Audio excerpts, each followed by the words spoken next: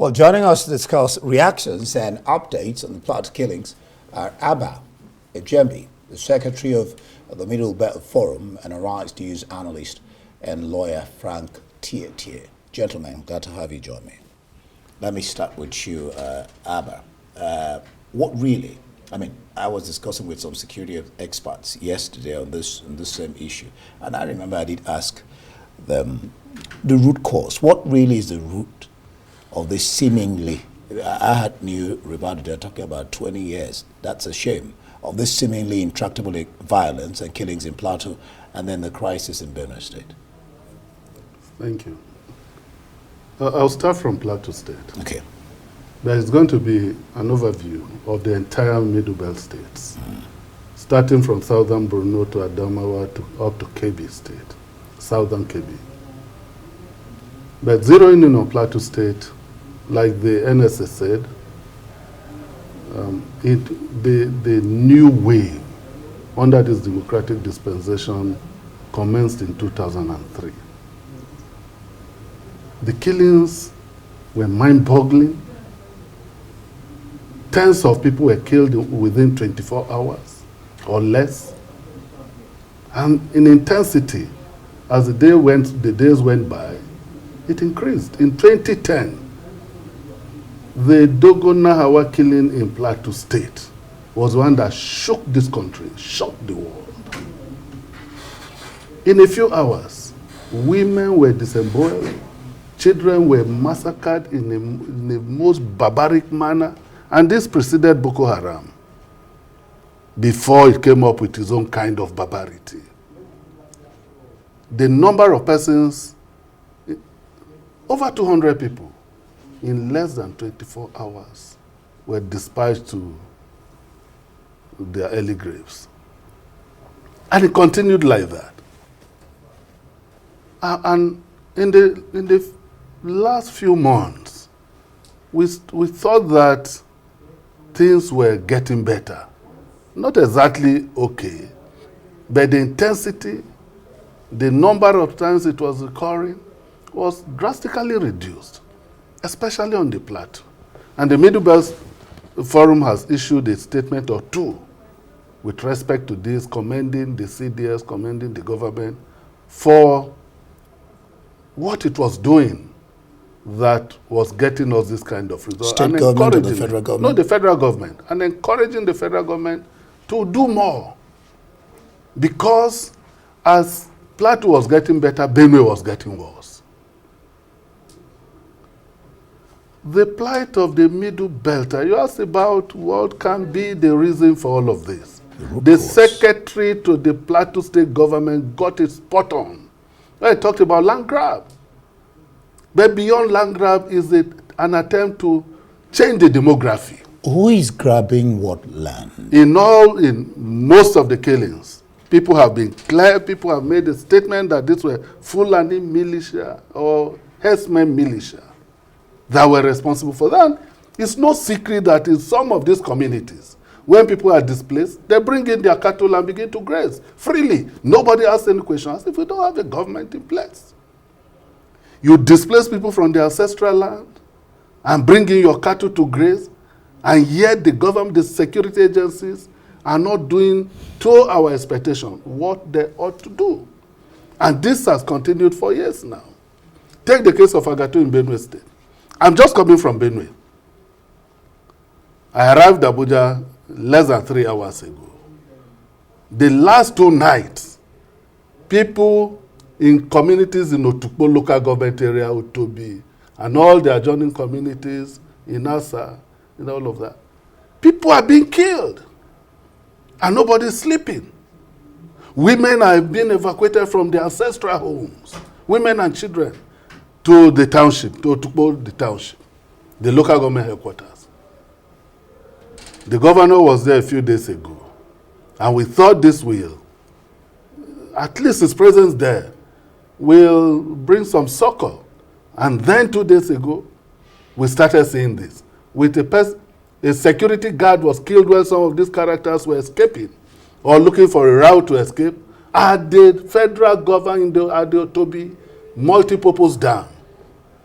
killed and macheted. After they shot him, he died, and yet what was the essence of the barbarity in cutting his skull open and all of that?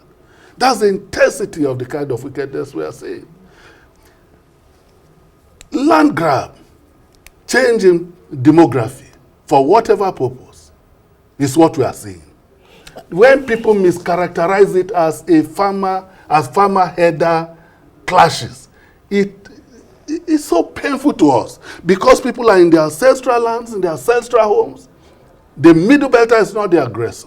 Indeed, the metaphor for this, to paint it very graphically, is Sunday Jackson. A young man on his farm, trying to eke out a living from what his ancestors bequeathed to him, right, so that he can live a dignified life. Yet, after defending himself, after being macheted not once, twice, with blood oozing out of him, somebody, or rather the system, is expecting him to escape from a marauder, somebody who came to attack him with the sole intention on his land. Of course, I've read a decision that is said to have been given by, I have not confirmed it, I don't have the hard copy, I saw it on social media. But if that dissenting judgment is what it is, from Milord the CJN, the Chief Justice of Nigeria, that is what it is. Somebody on his ancestral land, taking out a living, and yet this is where we are. Let me keep you on post there. Now he's talked about, well, some attribute this to, he's mentioned land grabbing, and some others, especially in Plateau State, it's politically motivated. Especially in Benue State, that it's politically motivated. The responsibility of any responsible government is that of the protection of lives and property. Tietie, Frank. I'm sure that when he was speaking, I was almost getting emotional.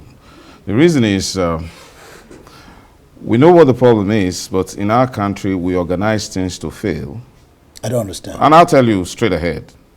Because when the National Security Advisor was speaking, he said this has been happening for over 20 years.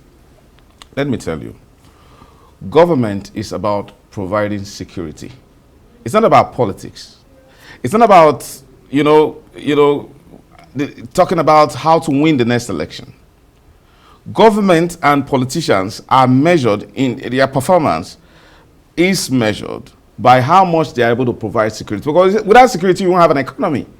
Without security, you won't have anything. And life in our country is actually, before now, and I've experienced it, the good life in our country is resident in the rural area. Our country is being destroyed gradually by invading marauders, irrespective of whatever they are called. Some persons have been bold enough to say this particular ethnic group is responsible for this invasion, and it's understandable. We have Fulanis who are citizens of this country. However, we also know that there are Fulani militias that operate from a number of countries, from Guinea, from Senegal, across the entire Sahel.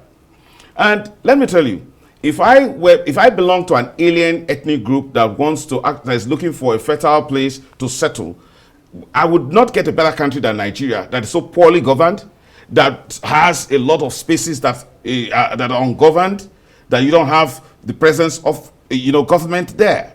Now, so that's why Nigeria has been a fertile ground for whoever, whether it's the offshoot of the wars we've had in Libya, whether we've had this form of terrorism against our people. Let me tell you something. It is clear that the system we operate in this country is as if is deliberately, intentionally built to fail the people. I would resign immediately as a governor or a local government council chairman if I'm unable to organize effective security to protect the people that voted me into power. What am I doing, for goodness sake? Is it to preside over allocation of resources that you got from the federal government? Is that about what government is about? Look, if we must do politics, let us campaign based on how much you'll be able to provide security. Please, my brother, let's look at it very seriously. Does a government exist and a president or a governor or whoever is on authority can go to bed and sleep peacefully, realizing the way the people of the plateau, the way the entire country, The Benue. the Agatu was so horrifying. I saw Governor Tom constantly crying like a baby, helplessly. What are you remaining there as a governor for? Why would a country organize itself and say only Abuja should provide security for spaces so far away in Agatu? I was going to and come to that, because if you're calling the governors, it is so clear. It is a systemic problem. The governors, many times, some people in some quarters have argued about the need for state police. For goodness sake, that's where the why are you government talking like comes this? Undi, please. Why are we enjoying this sing-song about talking about the solutions and not doing anything about it? It has gone beyond state police. Okay. It's gone to a point where we should have local policing system. You saw what happened in Edo State. If we had a proper police system in place, if there was a local police that was in place and those persons were arrested according to police norms and practice and professionalism, they would have been properly dealt with according to law. People have realized that they are now resorting to self-help. They cry all over the place that, oh, if you see a Fulani header with an AK-47, he is hunting. But if you see let's be careful of calling the Fulanis. No. Because we'll probably encapsulate everything and call it will interest you, Undi. Some of my best friends in this country are Fulani people. Exceptionally brilliant gentlemen, whether in the legal practice or in the military. But you see, I've just told you, even the government has acknowledged, under Buhari, it was said that, oh, because Buhari is a Fulani man, that's why he was giving them protection. What is now happening? The point is that these are persons who perhaps most strongly believed to be invaders from various countries. It doesn't matter whether we have Fulanis in Nigeria. Fulanis in Nigeria have constantly condemned this kind of terrorism. And the question However, if we're dealing with the issue of land grab, this is very important, because recently the supreme leader, was talking about respect for the freedom of movement. For goodness sake, if we have a country and there is freedom of movement to be exercised by every person, does not mean you should obliterate the right of indigenous persons. Protect their lands, protect their spiritual heritage, protect everything they have. However, you are free. So this idea, look, we must have a country. So if you mention, I'll close by your reference to state police. Please, you see, we are being too unnecessarily politically correct about it. Please, it is something that should have happened 10, 20 years ago. Organize it even to the point of let us have town police system. So what else is governance? Nigeria is failing. I don't know how our president feels when he goes to meet other presidents across the world and they look at him without speaking to him. Who are you presiding over? You can't protect one Nigerian citizen from unjust killing? I'll hold you on pause there. I'll come back and we'll talk about the question of rights of the natives. But some are calling for state, the ACF actually is calling for state of security emergency in what they call vulnerable and banditry-prone communities. What do you make of that? Coming from the ACF, well, before I respond to that, the press conference by the gentlemen who were talking about politicizing the killings in Benue. Is it in Benue? In Benue. Oh, yeah, in Benue. Okay, in Benue, yeah. I wonder what they intend to achieve by this kind of press conference, other than heating up the polity. It was Wike as governor of Supposing there's a truth in what hold it. I'm responding to that. It was Wike who called himself Chief Logistics Officer and not Chief Security Officer of Rivers State, remember. Because all he was doing was to provide the logistics. In fact, he took over. And that's what most governors do. But in terms of the operational command, he has very little say. A sitting governor cannot give. Well, you can, but they need to get clarification or get the order approved or whatever directive he has given to the Commissioner of Police in the state before they can deploy. Now, this hamstrings the state governors. So if you are holding a state governor responsible for a lot of the atrocities committed, you will be unfair to state governors because they don't have the powers. Beyond that is the fact that when he talked about Governor Otom, former Governor Otom, the state parliament, the Benue State House Assembly, passed the open grazing prohibition and ranches establishment law. The herders openly said they were not going to comply with the law.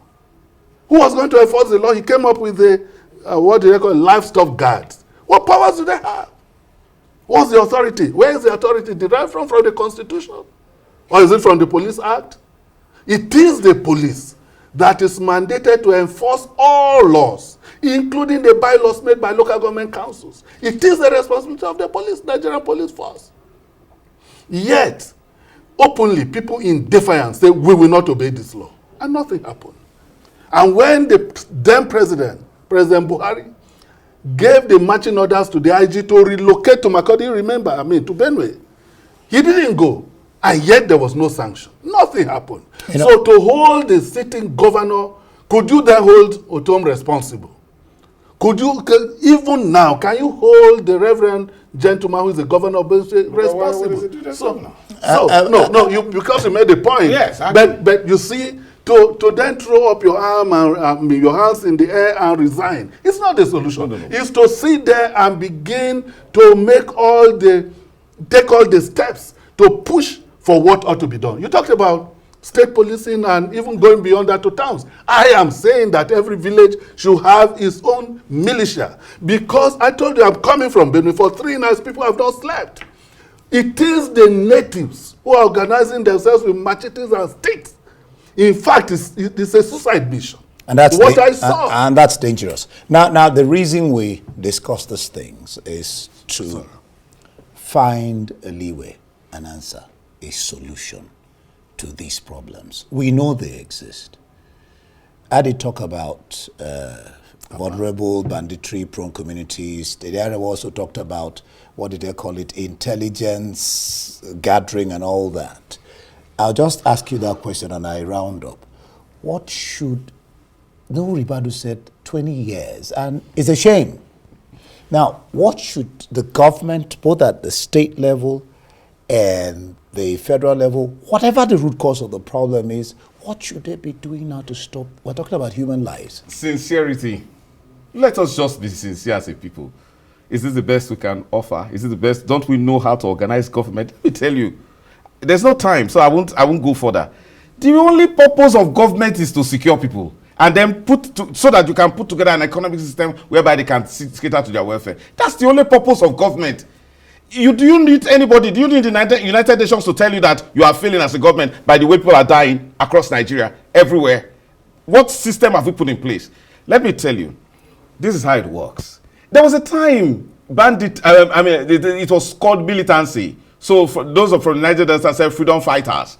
You know, it thought it was to be an impossible problem.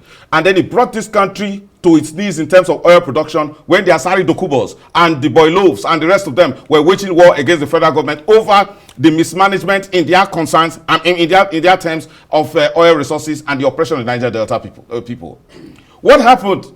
The federal government, with all of its might, decided to smoke out all the boys in the Niger Delta. It didn't work. But because there was a very tangible and palpable problem facing the federal government, they had to find a solution so quickly. And today we have peace in the Niger Delta, and oil production has risen. Is that not? So, but when it came to the life of people, because the understanding is that there is one secret unspoken mission about our country, that as if it is meant to be taken over by some persons. If not, if there is respect for indigenous people, whether they are from the north or from the south, any part of the world, and any part of the country, you would organize a system that would throw respect for that. So unless the government and the people, and the National Assembly especially, not being overtaken by mundane and issues of sleaze, remembers that it is representing a country and that it representing Africa's biggest country. They say, I say this too much. I feel very ashamed that Nigeria is still on its knees as this, going worse after 50 years of my life. And I realize that all that needs to be done is to sit down. What kind of country do we want? Do we want a country that can be easily overrun and taken over by foreigners by whatever name, and then where our people feel so helpless?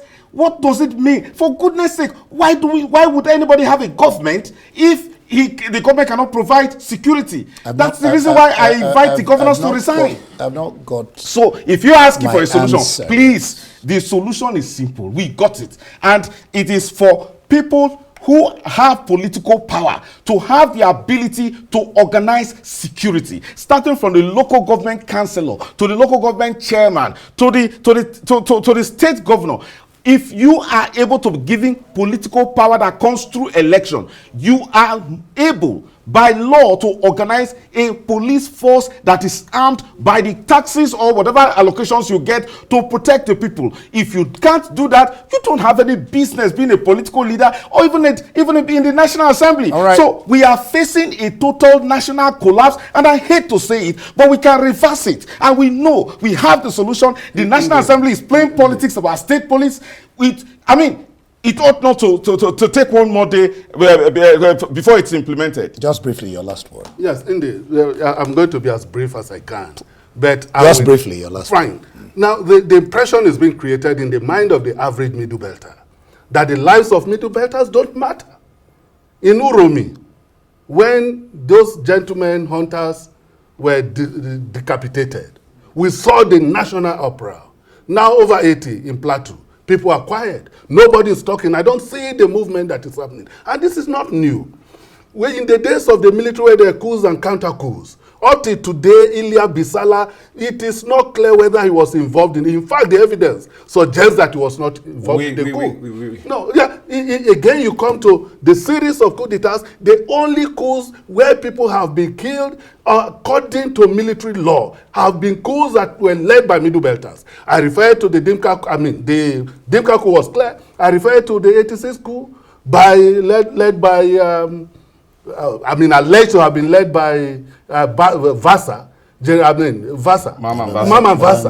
I refer to. So even that coup d'etat, up till today, there is still a debate whether there was actually a coup in the offing or not. But look at the gentlemen, all of them, majority of them middle belters. And then we saw the Oka coup, all of them were dispersed. The Dia coup, Dia confessed.